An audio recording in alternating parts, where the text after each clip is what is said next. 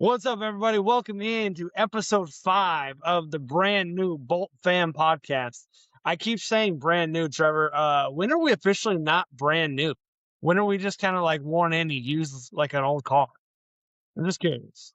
Episode 100, Episode 100? because Okay, we're planning on cool. being here for a while. So episode 100 long term, not going to be that many. All right. Well, then welcome in to the brand new Bolt Fam podcast, episode 5. We're a long ways to go before we're old and used and worn out. So I'm here. I'm Big Brother Josh. What's up, Trev? How you doing, man? Doing good, doing good. Very excited. That's all I got. I got to work on my intros. Got to work on my stage presence a little bit. That's why I'm still brand new. Well, I do got a question for you to get you rolling and kind of help you with that stage presence, help you out where we're going here. We're going to talk wide receivers today, and we're going to talk about all the free agent possibilities. The Chargers, like we've talked about before, got possibly $80+ million to spend. They could restructure some contracts and get over 100. They could cut a few guys, which we all know. Please, for the love of God and all things that are good and holy, cut Bradley Bozeman, cut Mekhi Becton. Everything else we'll figure it out, but those guys got to go. To projected right now, $83 million in cap space.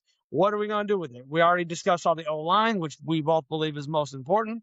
Today, we're going to talk wide receivers. But before I get into the free agents, there's 2 wide receivers that are really on the trade block. Trevor, you sent me something for DJ Moore the other day, and then obviously a lot of people have linked the Chargers to A.J. Brown.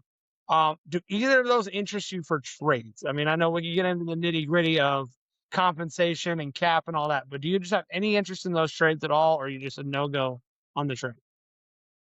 Yeah, I mean, don't get me wrong. I would gladly take either one of those two on my team. Um, assuming everything money wise and everything works out. However, it's not just money that we're spending on them.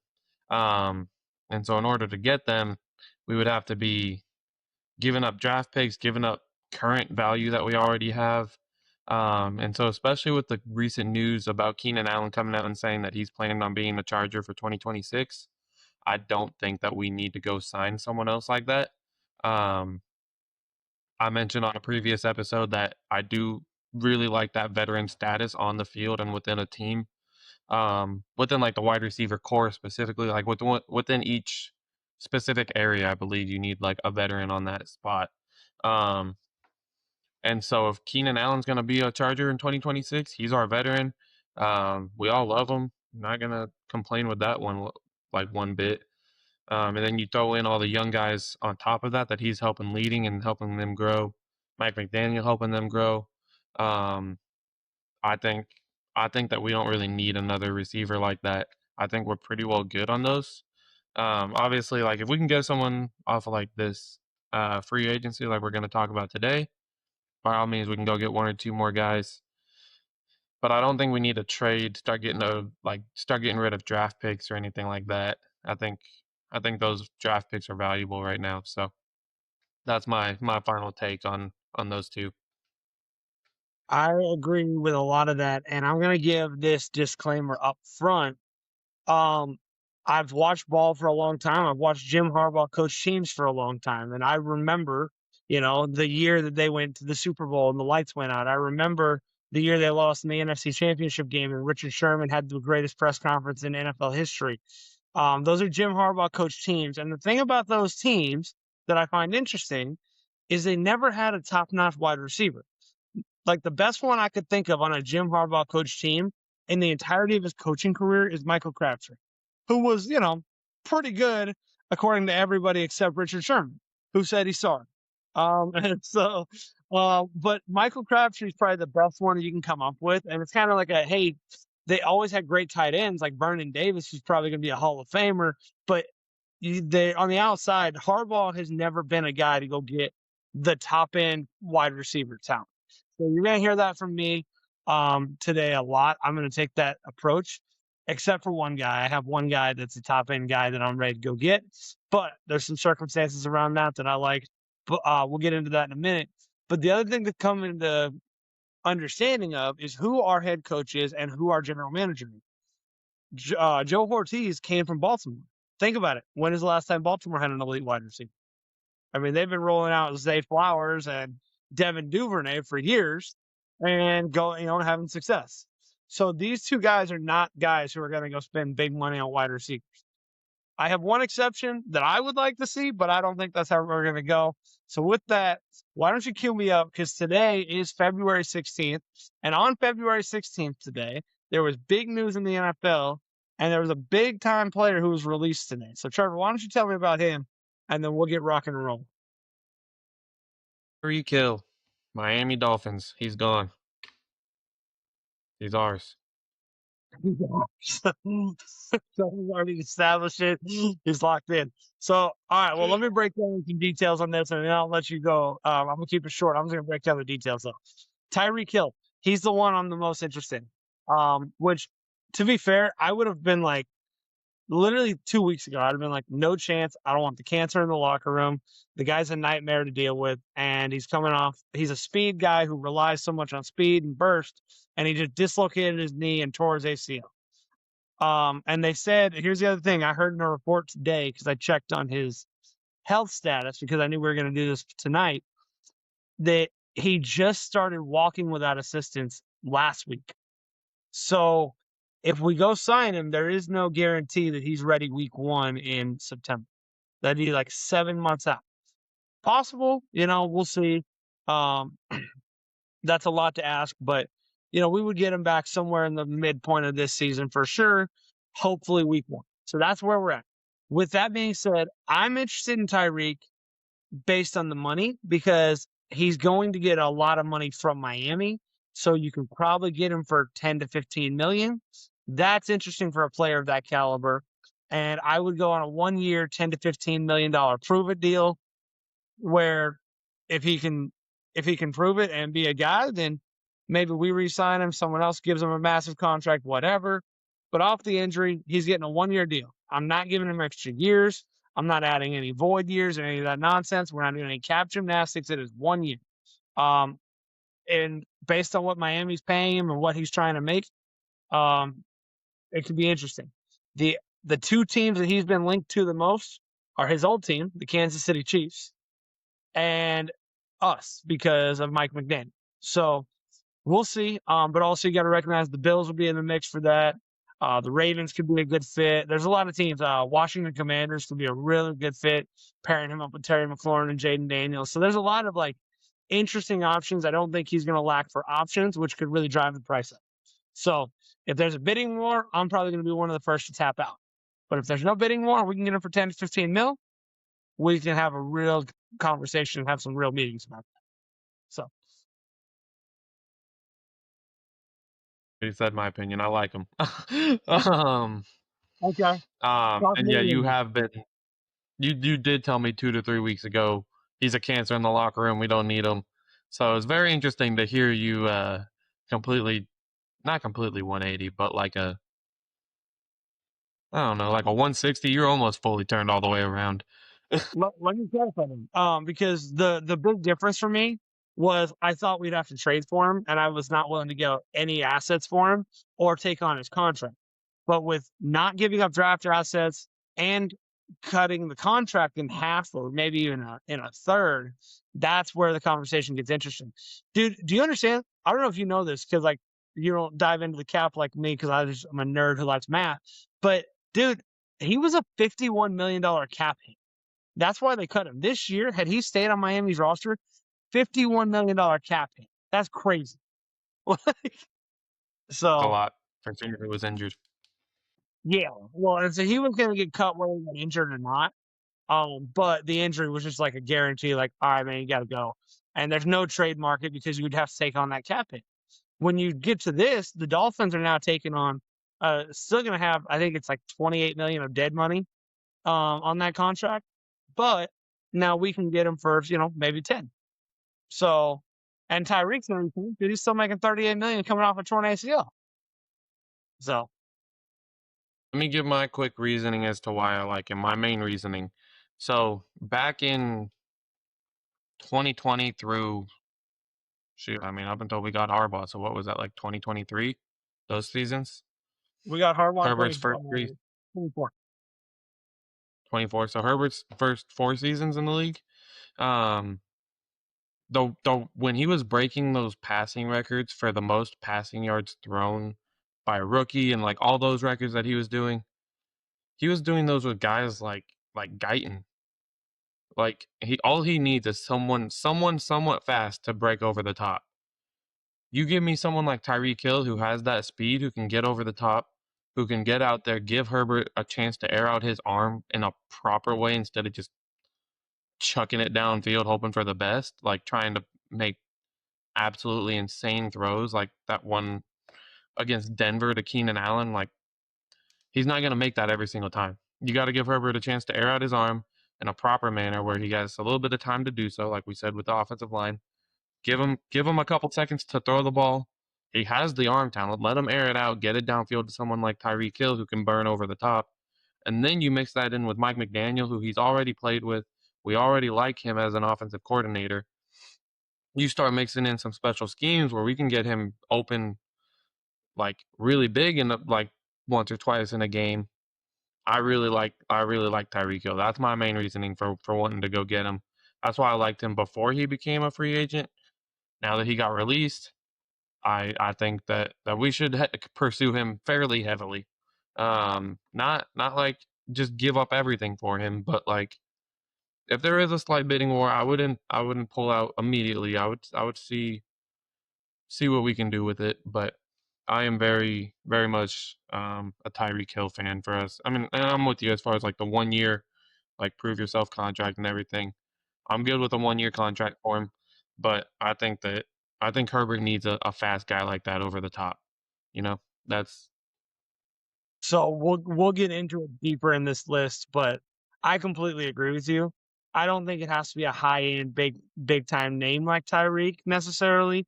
But there's a lot of guys who are burners, who are good deep threats, and we've got a lot of guys on our roster already who are technicians that are good route runners. I don't know if you got Keenan Allen, Lad McConkey. I think QJ's become a route runner to be honest too, but um, Trey Harris. Trey Harris, his comp, funny enough, Trey Harris's comp coming out of the draft was Mike Williams.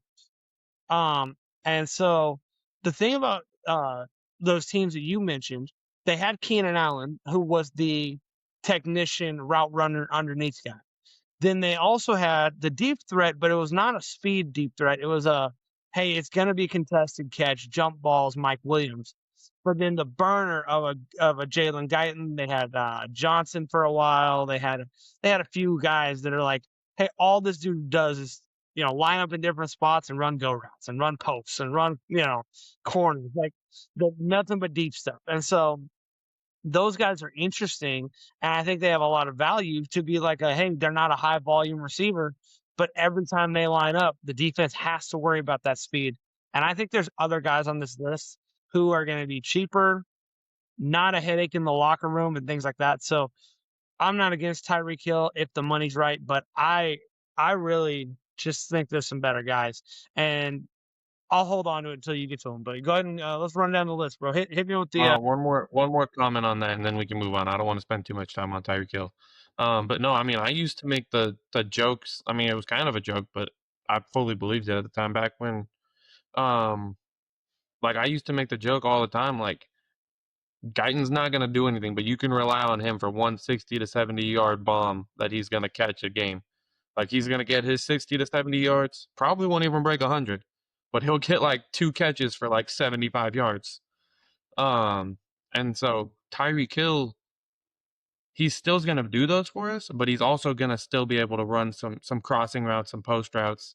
He's not purely just going to be on a fly route 24/7. And then just waiting on the defense to mess up. Like he's gonna create that space and that opening himself as well, because he still does have that veteran status a little bit too. So he's not just like that young guy like Guyton was. Um, and yes, you are right. There are some other burners on this list, but that's my final point. All right, going next on the list. All right, another big receiver that's kind of controversial. Um, not super controversial talent wise, but money wise. So George Pickens. I don't know what the controversy is. You live in Dallas, and frankly, as far as I'm concerned, y'all can keep him down there. I want no part. The guys, I think simply put, and this call this a hot take if you want. I think that George Pickens has quickly become the single most overrated wide receiver in the NFL. And I don't think that's a hot take. I mean, I'm sure some people are going to clip that and think that that's a ridiculous thing. But I mean, to me, man, so the guy's been in attitude issues that he couldn't be reined in by Mike freaking Tomlin, dude. He was reining in Le'Veon Bell. He was reining in. Look at everything that's taking place right now with the Steelers organization with Joey Porter Sr., James Harrison, Ben Roethlisberger. All these guys are talking now. All of that was contained by Mike Tomlin, but yet he was like, Mike Tomlin looked at George Pickens like, I can't get up out of here. I think he's an attitude problem. I think he's a headache. I don't want anybody on my team who has effort problems. And I hate, there is one thing that I can't stand. It is guys who have effort issues. And if your effort is coming into question, just get up out of here. And I know Jim Harbaugh's most favorite quote to use is competitors welcome. I don't think this guy's that. I don't think he loves ball. I don't think he is just a dog. I think he's just a really talented dude who, yeah, has a good work ethic or else he wouldn't be in the league. But like, good God, this guy just like the fact that in the biggest game of the year, the following day on ESPN, like I'm watching Get Up, and it's like, does this guy even care about football? And it's like, bro, this is a week 16 game, week 17 games. Like and I mean, against us, he was a no show. I mean, I just am not a fan of George Pickens at all. And people talking about him like he's a top 5 wide receiver, like, yeah, some weeks I guess. But there's no way, dude. Not consistent enough.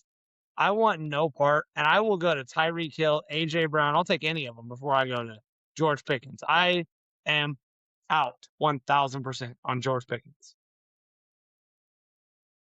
We didn't talk about George Pickens at all before this, so I did not know you felt that way about him at all. Oh, maybe Yeah. it is because I live in Dallas. I like him as a player. Obviously, I'm with you on attitude issues. I'm never going to take someone who has attitude issues. That's the quickest way to tear down a team. Uh, I mean, yeah, breaking the team down from the inside out is the most lethal thing you can do to it. Dude, I think that I would rather have a guy who has off-field issues like domestic violence, like, hey, he beats his wife, but he loves ball. Like, I mean, I can't handle a guy who's like, who I have to question if he even likes football, dude. Like, I don't love the attitude issues off the field. Good job with camera there. That's funny. But I don't like the attitude issues off the field. I don't like okay, I really struggle with Tierra Sharp. I know. To clip that as Josh wants someone who's a wife abuser, or like, what are you doing here, man? All right, let me clarify things. No, if a guy's got a DUI, I'm not going to be like, oh, get him out. I'm not going to be like any red flag. Like I'm not here. I don't want a bunch of You're choir right. boys on my football team. I want dogs who love the game. And you know what? Dogs sometimes come with baggage. But I mean, George Pickens' baggage is on the field. Does he even like football? George Pickens never had an off the field issue. He's never been arrested, to my knowledge, or anything like that. But I'm like, I don't even know if you want to be here. I'm not paying you $35 million if I don't even know that you want to be here. Like, the whole thing was in that Sunday night game where they're like, well, he was getting double covered. And so he quit running his routes hard. I'm sorry. If you're getting double covered, run harder and find a way to contribute. Like, that's a joke, dude. You're Yeah, we getting didn't double talk covered. about it. Yeah. Yeah, if you're getting double covered, that means you're pulling someone else off, and there should be an open receiver. So keep getting double covered. Dude, Um, I I didn't mean mean, to go okay. nuclear, man. Here's a hypothetical question. I got one hypothetical question, and then we can move on from George Pickens. Um, we all know Jerry Jones is not in the right state of mind. Would you trade him for a bag of Skittles, or is that just like still you wouldn't even want to give up a bag of Skittles for George Pickens? Nah, I'm out, dude. A How bag of much do you sand. just not? How much do you just not want him? Well, first of all, the value is more than a bag of Skittles, so it's not a great hypothetical. But I would just go buy a bag of Skittles and keep my Skittles. I'm not interested. And frankly, it doesn't really matter even the flavor, dude. But if I get sour Skittles, like then Jerry Jones has to give me a draft pick, dude, because those are good. So All right, just curious as to how bad you didn't want him, as to like if we could get him for super cheap, if that was still a different, if that would change your mind at all. But No. all right, cool. All right, let's keep moving on. We're dragging this on way more than we need to. Yeah, we'll rip through it. Alec Pierce. Okay, I'm not gonna go as nuclear with my hatred here, but I'm not in on Alec Pierce either. And just on the simple fact, I think Alec Pierce actually like gives effort. He seems like a good dude. So I have less issue. That's why I'm not upset about it. Just the money doesn't make sense to me. The value's not there. He had a good year, had over 1,000 yards, but kind of a 1 year one. I mean, he hasn't been like he hasn't shown these flashes for long periods of time. Was it just kind of a 1 year deal because nobody really keyed in on him like that? I don't know. He might be great, but I'm not paying $30 million for any receiver probably. And I just don't think that. I don't know. I'm not super interested. Exact same spot for me. I mean, he did have 1,000 yard season. He had 1,004 yards, so that means they kind of targeted him a little bit there at the end to help him get it, which is fine. I mean, every team does it, but it's not like he was just blowing people out of the water even on that 1,000 yard season. But I don't think 20 mil is worth it at all. Again, going back to we got Keenan coming back, we have all these young guys. I'm fine with getting another cheap guy to like help build that roster a little bit more, but no 20 mil from me, not on a receiver this year. Also, I don't think Spot Track's right on that, by the way. So Spot Track said 20 million. Everything I'm hearing is he's going to command over 30. He had a really good year, and so I just and that Indy offense was really good. Until Daniel Jones got hurt. So he did have a big year. But everyone on ESPN and FS1 and all the sports talk shows are saying he's a $30 million guy. And so Spot Track said 20, but I don't think that's actually right. I think he's going to command more than that, which in Spot Track's defense, it's an estimation. It's not, gospel. So Yeah, no, I'm especially out then. So, all right, cool. Move on. Debo Samuel. again, so Debo's one of my favorite players. When Mike McDaniel was the run game coordinator in San Fran, and they had him lining up as a running back and then a wide receiver, and the way they had like George Kittle, Kyle Juszczyk, Debo Samuel, and Christian McCaffrey, they were like anytime any of those four guys could be lined up anywhere on the field. It was a lot of fun. One of my favorite teams I've ever watched. One of my favorite offenses. And Mike McDaniel's a part of that. So that's where it's interesting. There's a Mike McDaniel connection here that he could get the most out of Debo Samuel. But he is 30 years old, has a pretty long rap sheet of injuries, and I forget, there it is. Spot Track's projecting 15.7 million. And in the words of Shark Tank, for those reasons, I'm out. That's just a lot of money. I'm not really. I think he's a good player still. I don't think he's definitely not the All Pro he used to be. He's just kind of a guy at this point. He's an above average receiver for sure, but I'm not dropping 15.7 million, especially given what I said earlier. Harbaugh, Ortiz, that's not their MO. They're going to spend money on the trenches, not on a guy like this. Yeah, no, I got the same opinion I did on Pierce. I mean, I don't want to go spend a bunch of money on a receiver this year. So yeah, I'm out. Juwan Jennings. Same thing, but this one's interesting though. I mean, I think this dude's about to get paid, man. They're projecting him at 22 million, but I think he's another one. He'll exceed that. He'll be 25, 26, maybe 30. Um, Depending on how good that agent is, but yeah, he's gonna get paid, and he's just he's gonna outprice where she's a little too rich for my blood on that. I'm not in on that, but really good player, love the player, but wouldn't pay the money for him at this point. Yeah, I mean, he was ninth out of 81 receivers on the PFF rankings this year. As far as touchdowns go, he wasn't ninth overall, but he had the ninth most touchdowns in the league.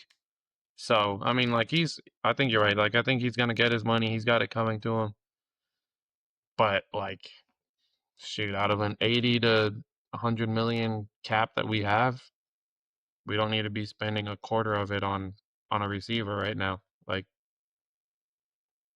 Hey, I think an interesting point on this one is I'll be curious to see who goes where with Jawan Jennings and Alec Pierce. If you ask anybody, I think most people would probably, if you did like a Family Feud style survey of like which one of these guys is better, I think 70% of the people would probably say Alec Pierce.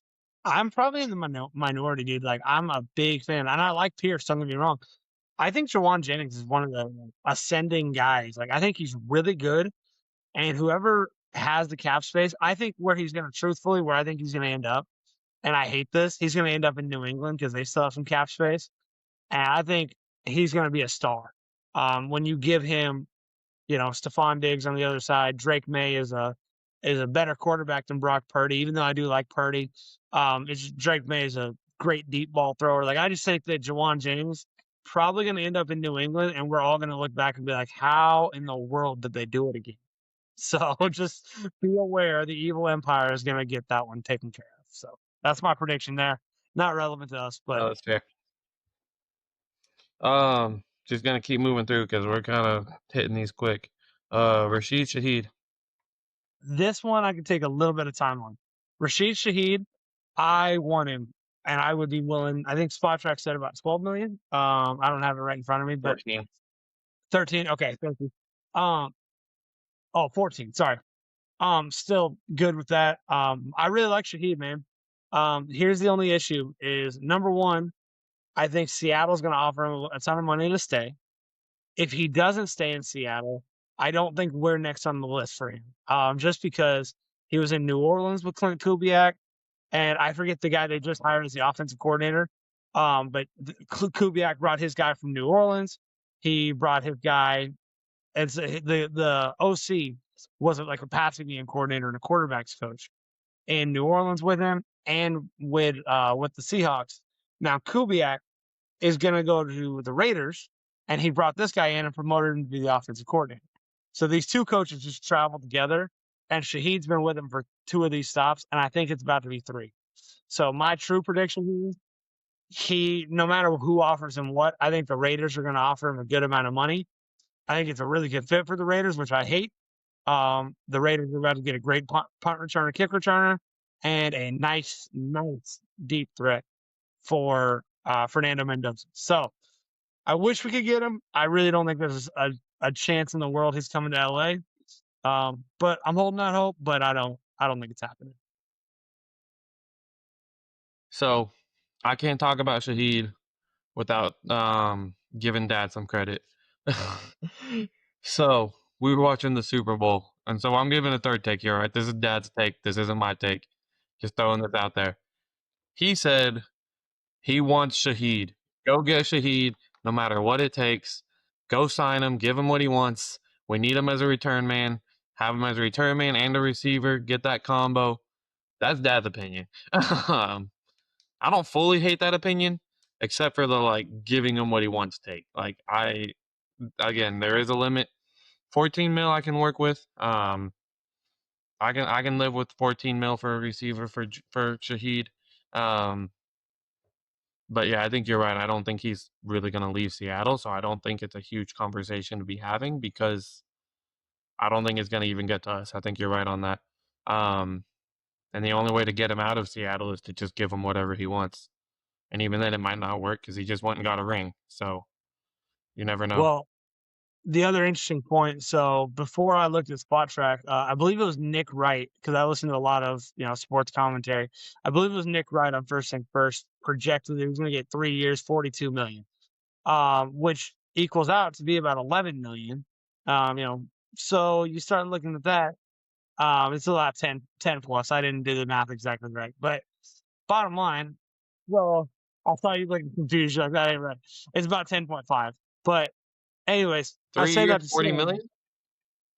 3 years. Yeah, dude, this is what happens. I'm doing math live while I'm trying to think through. It's fine. It was like that's closer to like 13, but All right, so the numbers track. Everyone's kind of around the same ballpark, and I think that's a really fair range for him. I don't think he's going to crazily exceed that. I don't think he's going to get to 15, 16, 17, but I think 13, 14 million is about right. I think we would offer him that. I just don't think he's accepting our offer. So I just want to clarify that. Like, I've heard of multiple places where the range is really close. I didn't do my math right, but the range was similar, and that was my point. And so guy over here, he's a math nerd. He said it at the beginning of the episode, and You then he know, can't do 40 divided by 3. man, it's been a day. It's been a day, bro. That's all I could say. It's been a day, but I'm glad to be talking ball with you. That's all I could say. All right, moving over to Green Bay. Romeo Dobbs. I don't think he's leaving. They got enough cap room. They're gonna make it happen. And I'll be honest, he's my big concern with him. Have you watched him play a ton, dude? Because he's the one. He stands out on the field because he's like the only top notch receiver in the league who wears the freaking guardian cap because he's had so many concussions. And he looks like his helmet's like 3 times bigger than everybody else's. Um, he's just had a lot of concussions, a lot of injuries.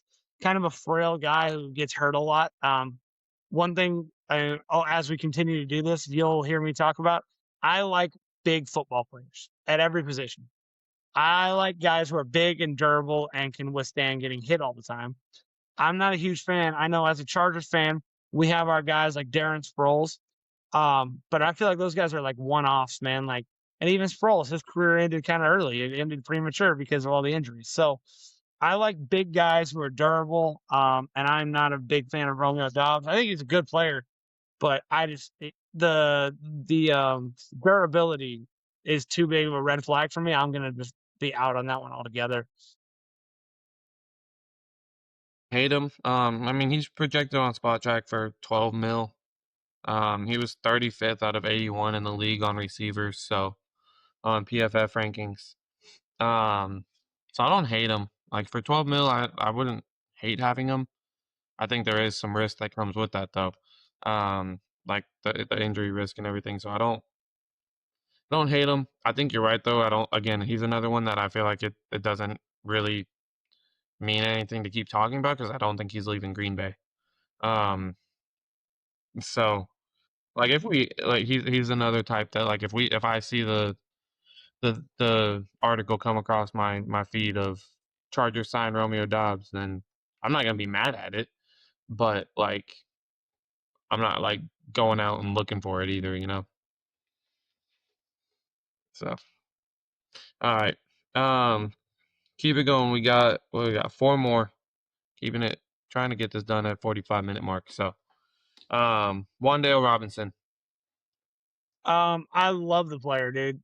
He's been on my fantasy team like 4 years in a row now, like or 3 years in a row.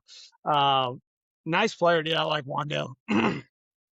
um, he's really good in his role. Does a lot of good things. But he's gonna test the market, and he's projected. I'm trying to find it really quick. I need to get this pulled back up because I was looking at some other stuff. Um, he is projected to make 17 sorry, $17.6 million. So that's a lot, man, for a guy who's never been a number one. Um, I don't love it, man.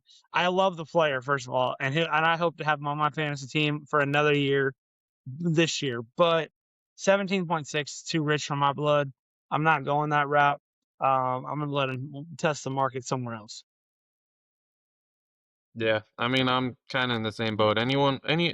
Most of these guys once they get over like 15 mil, I don't think that it's worth us going to getting like I think we have bigger fish to fry, offensive wise, especially offensive line. Maybe a tight end. We'll get into that eventually.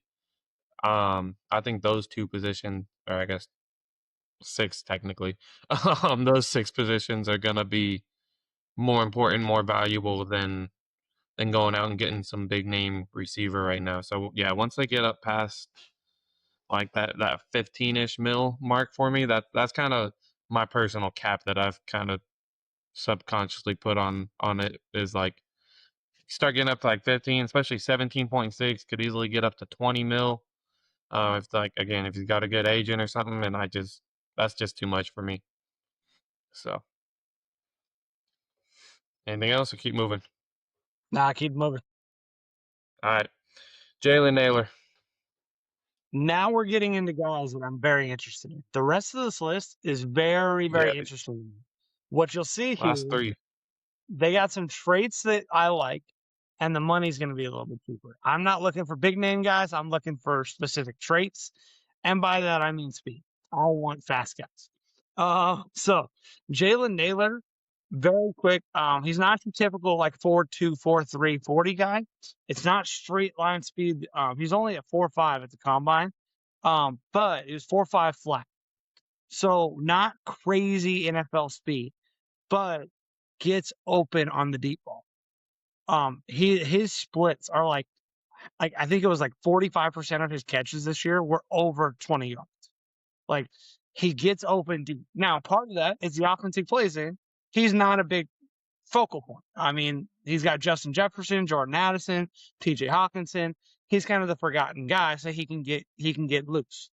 I like that in this offense where we've got Keenan Allen, Ladd McConkey, Amarian Hampton, Aronde Gatson, tight end, or whoever else they bring in at tight end. Probably There's a lot QJ. of guys. What's that? I said possibly QJ. Oh, dude, I think Quentin Johnson's the next Jalen Waddle. So, yeah, I can't believe I didn't say that because I should have just put the hammer down on that take. Uh, as the only guy on the internet saying that. But, but yeah, Jalen Naylor, I like him a lot, man. And the spot track says 4.7. Dude, 4.7 million, you can sign me up right now. Write the check. I'm locked in on that. I love Jalen Naylor as an option. Yeah, I mean, I'm with you. PFF had him. I mean, they had him ranked 54th out of 81 overall um on the PFF grade. But like you said too, like especially for a dude who's kind of like that forgotten dude who's not like a big star, 54 is not bad at all for like not, you don't need a whole team full of like top 10 wide receivers. You get a 54th ranked receiver in there who's getting open like that for 4 mil, 4.7, rounded up to like 8. I don't even care. Like I would take him for around that like 5-ish mil, 4.7 especially though. Yeah, I'd definitely take a dude like Naylor. I already said I want a fast dude like Tyreek, or like how Guyton was always getting open. Like I like those fast dudes, so I'm with you on that. I didn't know that stat about all of his catches being 20 plus yards, or not all obviously, but what you got?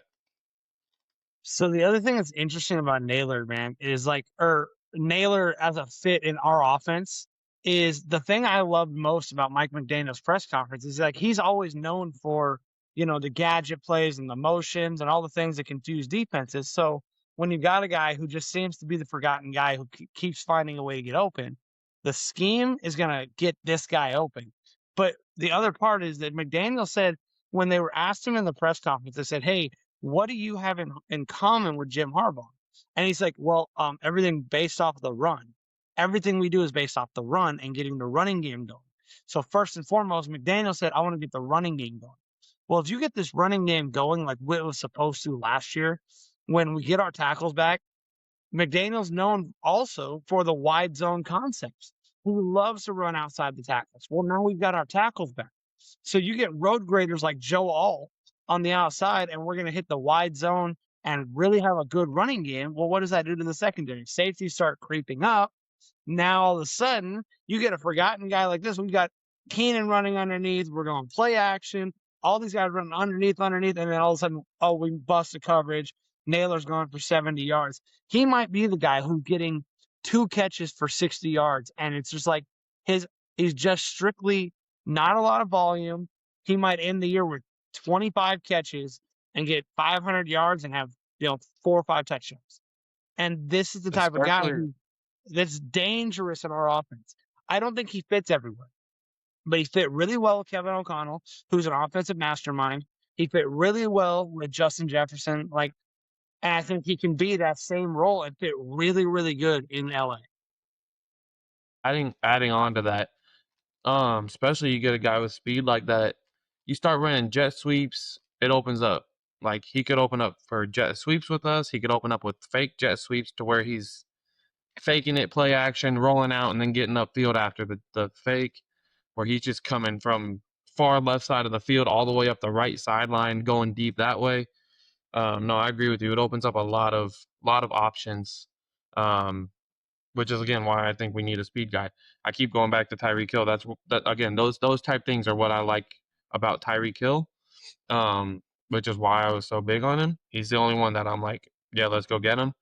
But again, like if we can get, I'm never gonna say if we can get someone to do that same job for less, like not to do it just because of a name. I'm not the type to just go wear Nike just because it's a name brand. Like I'll wear whatever the best quality is. And so if that best quality meaning price and value, not just price, not just value, not just like that quality meaning that combination. So if the best quality is in Jalen Naylor over Tyreek Hill, by all means, like let's go get him. Let's go get some games won, and let's go get championship. So I think the other interesting point, as you're talking about value, going back, I think it was episode 1, episode 2, I talked about the elevator analogy was your prime. This kid's 27. So when you talk about the athleticism, right? Like, yeah, Tyreek Hill's athleticism started off up here, but at 32 coming off an ACL, Jalen Naylor's probably not as far behind as you might think. Like like I said, he ran a 4.5. All right. Tyreek Hill and guys like that run 4.2s. Okay, that's significantly different. So yes, I am not sitting here telling you he's got Tyreek Hill speed, and actually, as a matter of fact, I'm telling you he's really not super close. But if Tyreek Hill has dropped down to being a 4.35 or a regular 4.4, um, okay, that's not as big of a difference now. 4.5 versus 4.4. So I think this kid's got a lot of value. And for, like I said, and the money makes a lot of sense versus Tyreek. We're talking 15 mil, and this kid, we're talking about 4. So that's $11 million.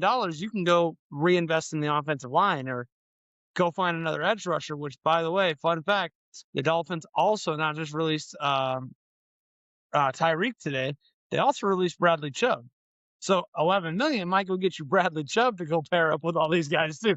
There's a lot you can do with 11 million. So I say all I'd say it's a lot of options. But I actually, to be honest, I know you like Tyreek Hill better.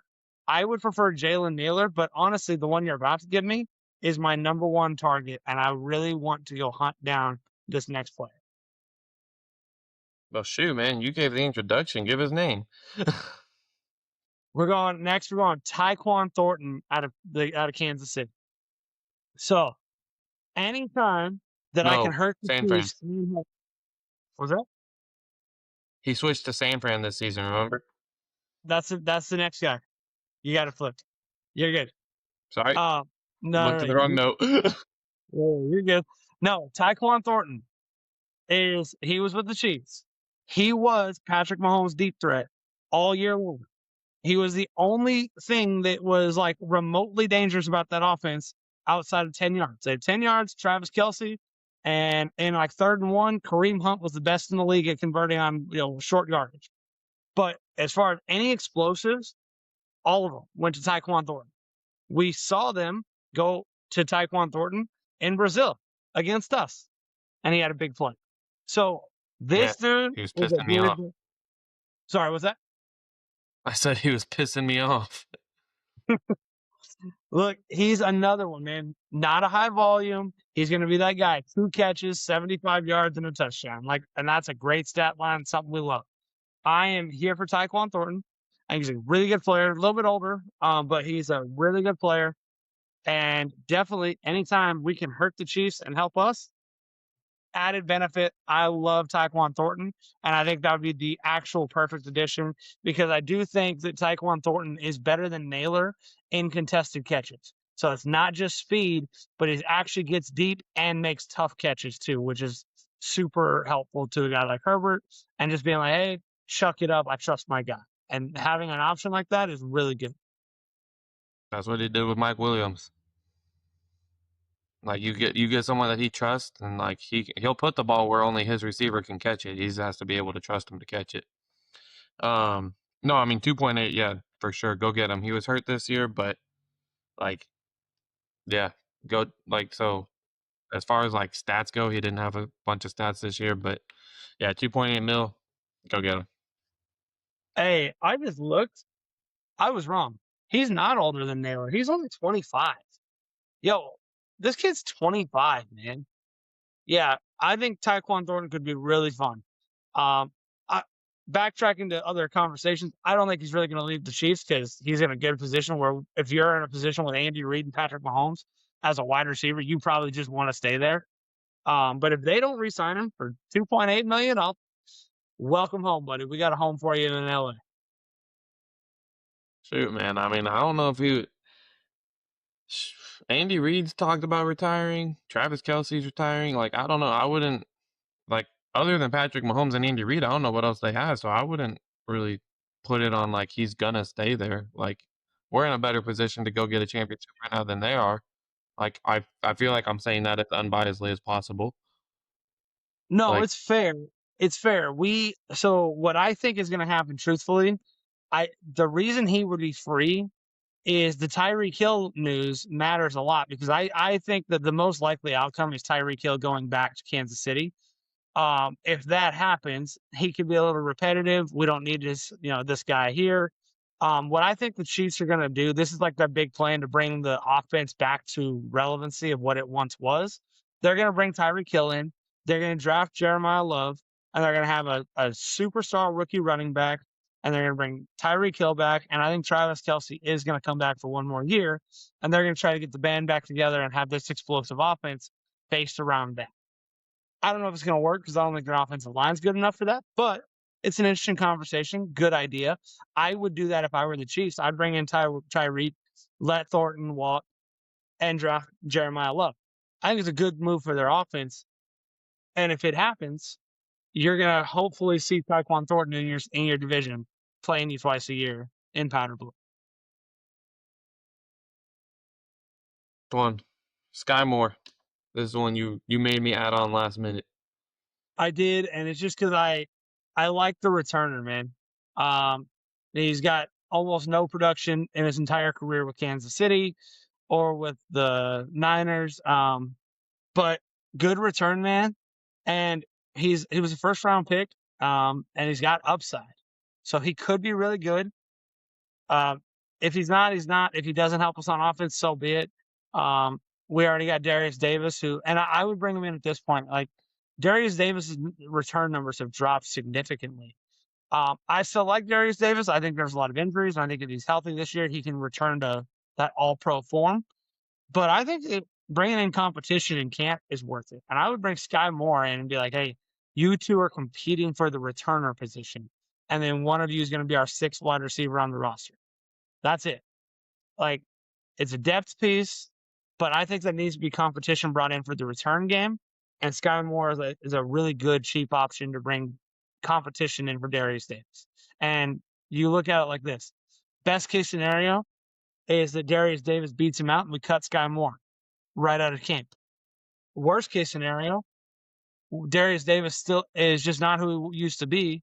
We cut him and we still have Sky Moore. So I feel fine about that as like so either way, I think it's a good, safe insurance policy, which is why I did make him put him in here because I think it's important to talk about not just the receiver position here, but he holds a lot of value as a kick returner and a punt returner. Because I think Lad McConkey's too valuable to be doing that. I don't want to see him out there, and I would rather see a guy like Sky Moore running back kicks. Yeah. I mean, 1.7 mil. I'm down to risk it. Like, what's the worst that happens? He is a backup.